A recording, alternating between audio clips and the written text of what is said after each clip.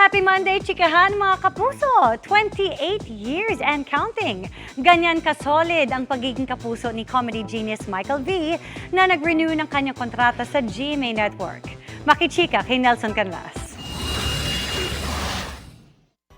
Mula kay Tatalino, Pero pagdating sa comedy, Pinoy pa rin ang #1. Inamoran, Kakakilig? Baka kakakilabot. Mr. Asimo, Oo, may butas sa tiyan, lumalabas ang dugo, nasaksak. Bonggang Bongbong, Sumbong kay bonggang bongbong. Naka-break pa ako, huwag mo na ako asapin. at iba pang karakter at impersonations. Tuloy-tuloy ang tawanan dahil nag-renew ng kanyang contract sa Kapuso Network si Kapuso comedy genius Michael V. Eddie, oh wow, Eddie, ikaw. For 28 years, Bitoy has been dishing out his brand of comedy. Naitanong ko kung paano nga ba nung simula pa lang sa comedy si Bitoy. Does it always happen that way? Na nasusunod yung gusto mo? Nung nagsisimula, parang hindi masyado. Pero siguro, it comes with experience na rin.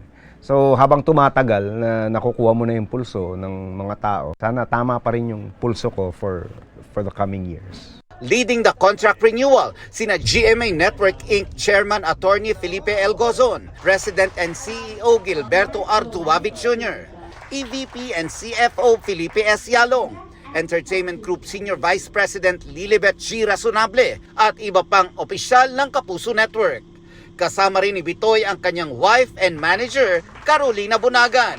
Napatunayan na niya sa more than 28 years na lumalabas siya sa mga programa niya. Meron ka bang alam na programa ang hindi nag-rate si Bitoy? Yun ang dahilan at yun ang aking ebidensya. In fact, if there is somebody na naitawid lahat ng audiences, maging matanda, maging bata, lahat si Bitoy.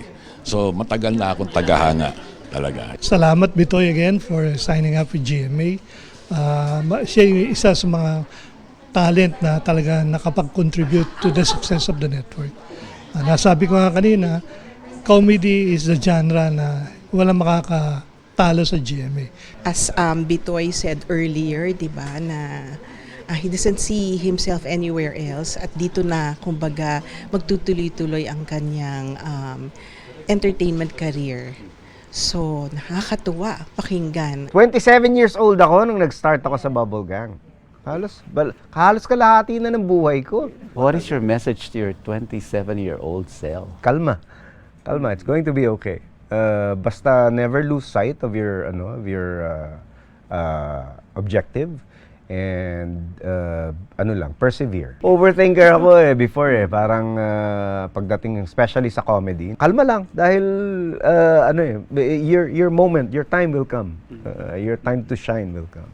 Nelson Canlas updated sa Showbiz Happening.